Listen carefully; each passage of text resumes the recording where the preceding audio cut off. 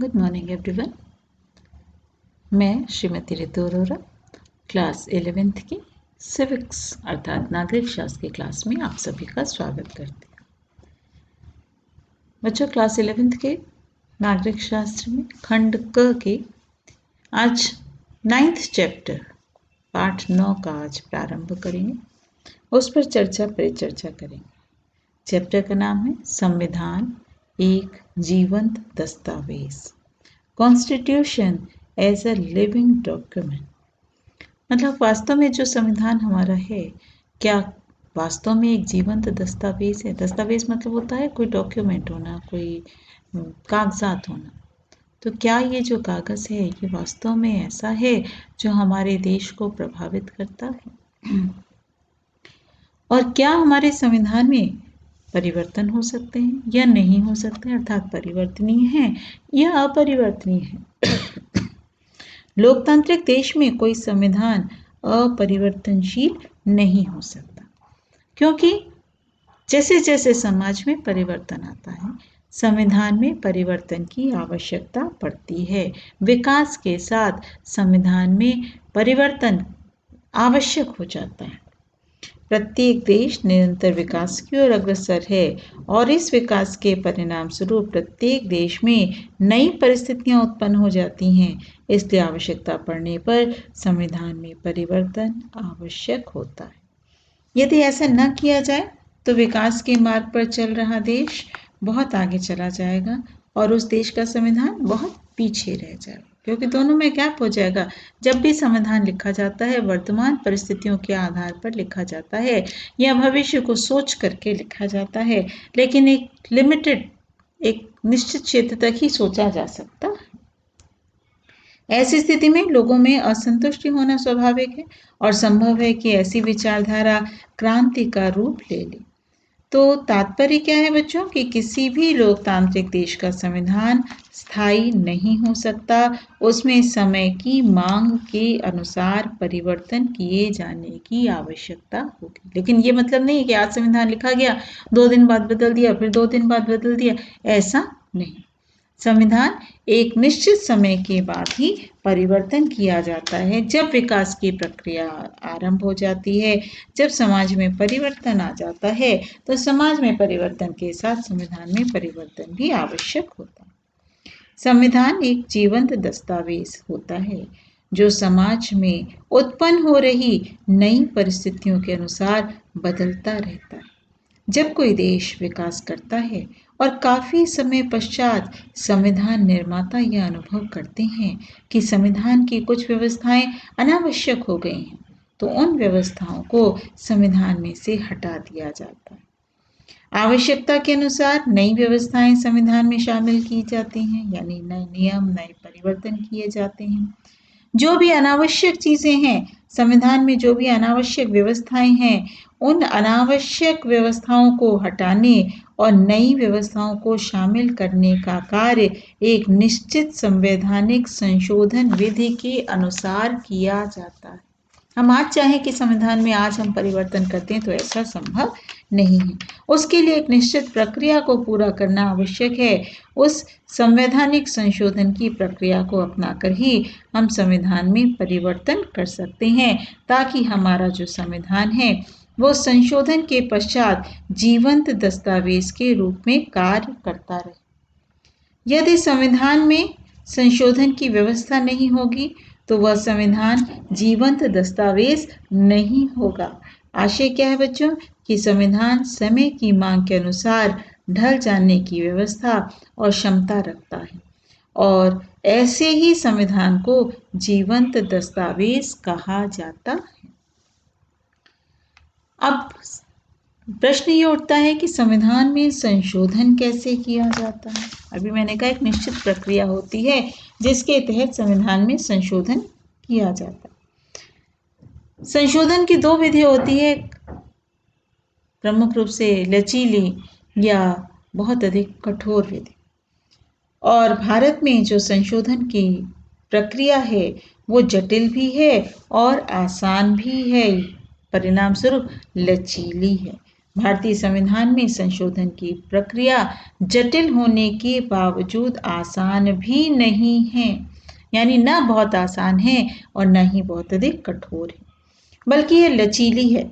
America और Switzerland के संविधानों में संशोधन की प्रक्रिया इसकी तुलना में बहुत अधिक जटिल है। उतनी जटिल भारत में नहीं है, उतनी कठोर भारत में नहीं है। अतः यह कहा जा सकता है कि भारतीय संविधान में संशोधन प्रक्रिया लचीली भी है और कठोर भी है। लेकिन बच्चों, यदि हम ब्रिटेन के संविधान को देखें, जहाँ का संविधान अलिखित है, वहाँ बहुत आसानी से परिवर्तन हो जाता है। तो भारतीय संविधान ब्रिटेन के संविधान की तरह बहुत अधिक लचीला भी नहीं है। तो भारतीय संविधान ब्रिटेन और अमेरिका दोनों का मिश्रण कहा जा सकता है। कहीं पर बहुत अधिक कठोर और कहीं पर आंशिक रूप से लचीला तथा आंशिक कठोर और कहीं पर प्रबंधकीय तौर पर कठोर है।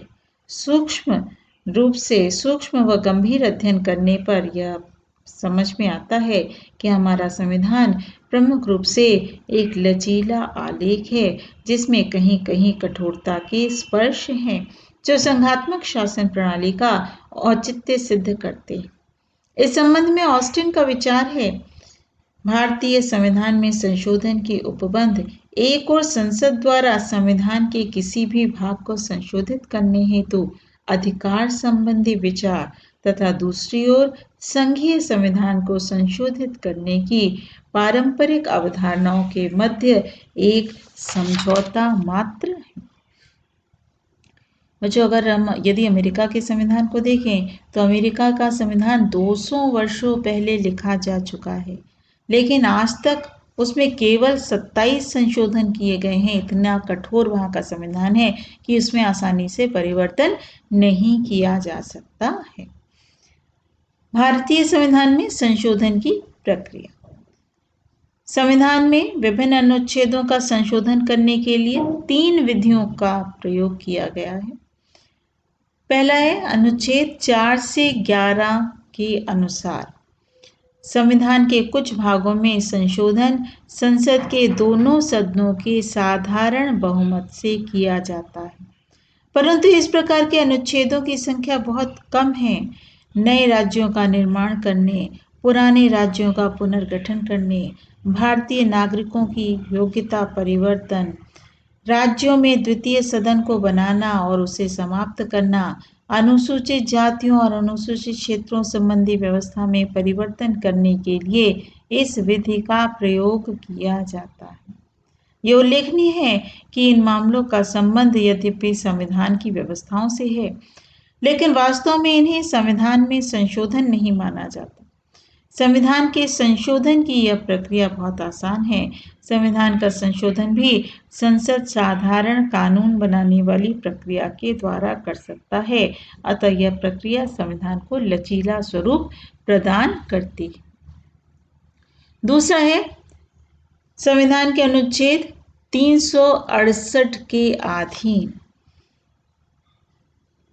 इसके कुछ भागों में परिवर्तन संसद के प्रत्येक सदन के कुल सदस्यों के साधारण बहुमत, उसके साथ ही साथ बच्चों उपस्थित और मतदान करने वाले सदस्यों के 2/3 बहुमत से किया जाता है, और आधे राज्यों के विधानमंडल का समर्थन भी आवश्यक। राष्ट्रपति के चुनाव की विधि, राज्यों और केंद्र की शक्तियों का विभाजन, सर्वोच्च और उच्च न्यायालय संबंधी व्यवस्था, संसद में राज्यों के प्रतिनिधित्व संबंधी परिवर्तन के लिए इस प्रक्रिया को अपनाया जाता है। उल्लेखनीय है कि संयुक्त राज्य अमेरिका में इसके लिए कांग्रेस के उपस्थित सदस्यों के 2/3 बहुमत तथा 3/4 राज्यों के समर्थन की आवश्यकता है, परंतु वह समर्थन राज्य सरकारों का है, विधानमंडलों का नहीं। यह प्रक्रिया जटिल है, अतः यह संविधान को कठोर स्वरूप प्रदान करती है। तीसरी प्रक्रिया क्या है? संविधान के अनुच्छेदों का संशोधन संसद प्रत्येक सदन के कुल सदस्यों के साधारण बहुमत परंतु मतदान के समय उपस्थित सदस्यों के 2/3 बहुमत से कर सकती है। उल्लेखनीय है कि मौलिक अधिकारों में परिवर्तन यद्यपि इसी प्रक्रिया के अंतर्गत है। गोलकनाथ बनाम पंजाब सरकार के मुकदमे में सर्वोच्च न्यायालय ने यह निर्णय दिया है कि संसद को मूल अधिकारों की कटौती करने का अधिकार नहीं, और इस बात का निर्णय करने का अधिकार न्यायालय को है कि मूल अधिकारों में कटौती की है अथवा नहीं। तो इस प्रकार संविधान में संशोधन संभव हो सकता है। तो संशोधन प्रक्रिया की सामान्य विशेषताएं क्या हैं? पहला, संविधान में संशोधन का कार्य के लिए किसी पृथक अधिकारयुक्त संस्था की व्यवस्था नहीं की गई है। यह शक्ति केंद्रीय संसद को अर्थात देश की संसद को सौंप दी गई है। दूसरा, राज्यों के विधानमंडलों को संशोधन विधेयक प्रारंभ करने का अधिकार नहीं है। तीसरा, संविधान के अनुच्छेद 368 में लिखे गए विशेष उपबंधों के अतिरिक्त संशोधन विधेयक साधारण विधेयक की भांति संसद द्वारा ही पारित किए जाते हैं। इसके लिए दोनों सदनों का आवश्यक बहुमत प्राप्त हो जाने पर राष्ट्रपति की स्वीकृति ली जाती है। इसके लिए जनमत संग्रह की कोई व्यवस्था नहीं की गई है, जबकि स्विट्जरलैंड, अमेरिका, ऑस्ट्रेलिया आदि देशों के संविधानों में इस प्रकार की व्यवस्था की गई है। संसद में संशोधन विधेयक प्रस्तुत करने के लिए राष्ट्रपति की पूर्व अनुमति स्वीकार अनिवार्य नहीं है। संविधान में कुछ विशेष संशोधनों के लिए कम से कम आधे राज्यों की स्वीकृति आवश्यक है, जबकि अमेरिकन संविधान में कम से कम 3/4 राज्यों की स्वीकृति आवश्यक है। संविधान के समस्त अनुच्छेदों को संशोधित किया जा सकता है, यहाँ तक कि संविधान में संशोधन करने के अनुच्छेद 368 का भी संशोधन किया जा सकता है। तो ये तो हो गई बच्चों संशोधन प्रक्रिया की सामान्य विशेषता। अब है संशोधन प्रक्रिया के दोष, क्योंकि कोई भी प्रणाली दोष मुक्त नहीं होती, कोई भी क्रिया दोष मुक्त नहीं होती।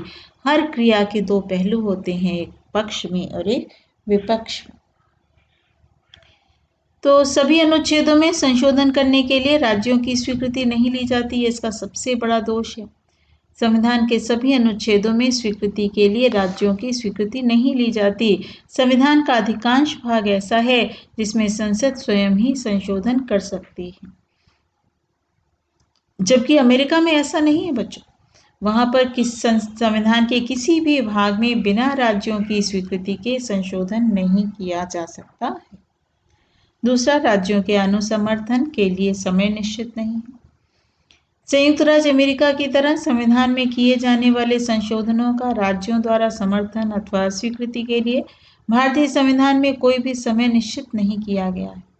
भारत में काफी लंबे समय तक इस दोष का अनुभव नहीं किया गया, क्योंकि प्रायः एक ही दल का शासन केंद्र और राज्यों में रहा और आधे राज्यों का अनुसमर्थन आसानी से प्राप्त हो जाता था।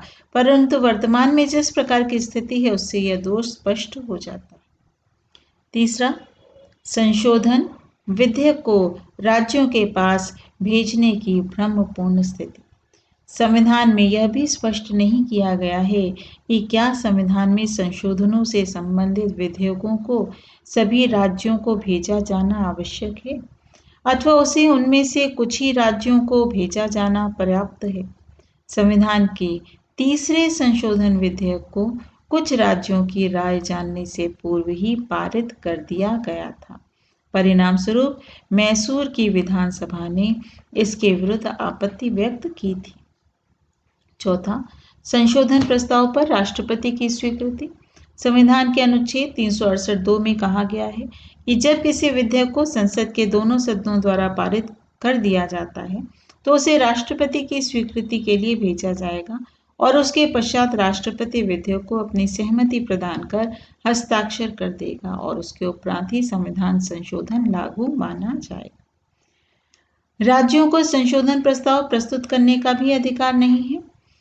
संविधान में संशोधन का प्रस्ताव केवल संघीय विधानमंडल अर्थात संसद को ही यह अधिकार है। राज्य विधानमंडल को यह अधिकार प्राप्त नहीं है। अनुच्छेद 169 के अंतर्गत विधान परिषद को समाप्त करना, उसकी स्थापना करना यदि ऐसा कुछ चाहता है तो भी राज्यों के विधानमंडल में प्रस्ताव पारित नहीं हो सकता।